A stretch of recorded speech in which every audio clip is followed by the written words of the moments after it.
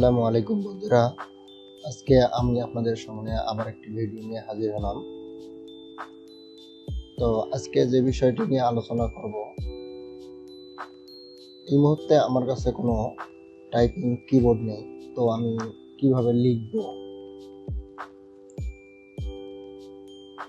তো সেটিকে কিভাবে লিখতে হয়, লিখবো বা কিবোর্ড কিভাবে নিয়ে আসতে হয় সেটি আমরা এখন দেখব। তো বন্ধুরা, বরাবরের মতো এসপি টেলিকমের পক্ষ থেকে আমি মোহাম্মদ শামসুল হক আপনাদেরকে আন্তরিক শুভেচ্ছা ও অভিনন্দন জানাচ্ছি।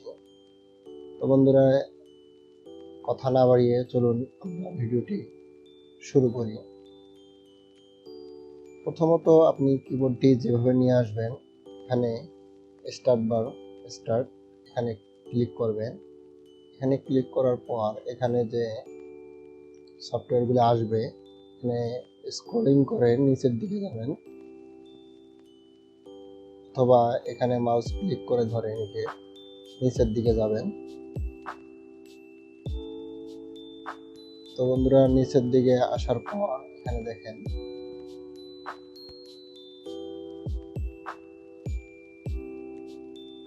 তো বন্ধুরা এখানে দেখেন একটি উইন্ডোজ ইজি অফ অ্যাক্সেস, এটাতে ক্লিক করবেন। এটাতে ক্লিক করার পর দেখুন বন্ধুরা, এখানে ম্যাগনিফায়ার, নারেটর, ওয়ান স্ক্রিন কিবোর্ড,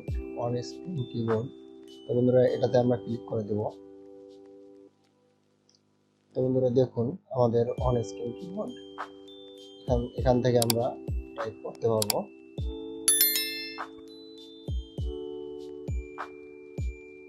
তো বন্ধুরা দেখুন,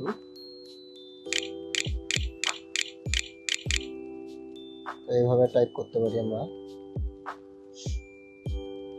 বন্ধুরা আমি এটাকে ক্লোজ করে দিলাম।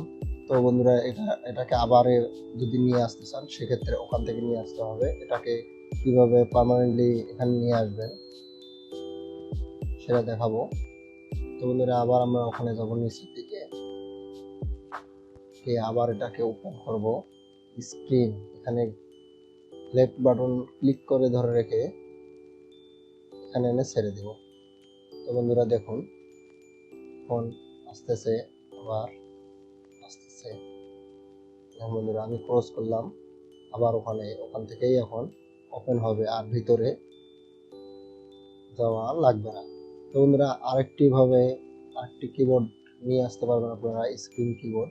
তো এখান থেকে দেখুন বন্ধুরা, আমার কার্সারটি দেখুন, এখানে রাইট বাটন ক্লিক করে এখানে দেখুন বন্ধুরা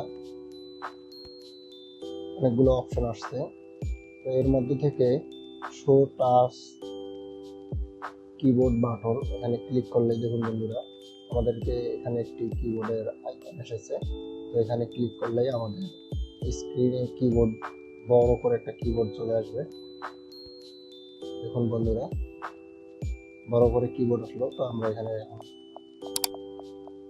দেখুন বন্ধুরা আমরা টাইপ করতেছি, ক্লোজ করে দিলে আবার চলে যাবে। তো এখানে স্ক্রিনে নিচে শর্টকাট কিন্তু থেকেই গেছে, তো আমরা এটাকে আবার রিমুভ করব এখান থেকে এখানে। তো বন্ধুরা আজকের মতো ভিডিওটি এই পর্যন্তই। যারা আমার চ্যানেলটি এখনো সাবস্ক্রাইব করেননি, চ্যানেলটি সাবস্ক্রাইব করবেন এবং পাশে থাকা নোটিফিকেশন বেল আইকনটি অন করে দিবেন পরবর্তী ভিডিও আপডেট পাওয়ার জন্য,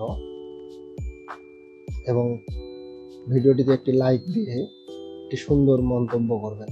ধন্যবাদ।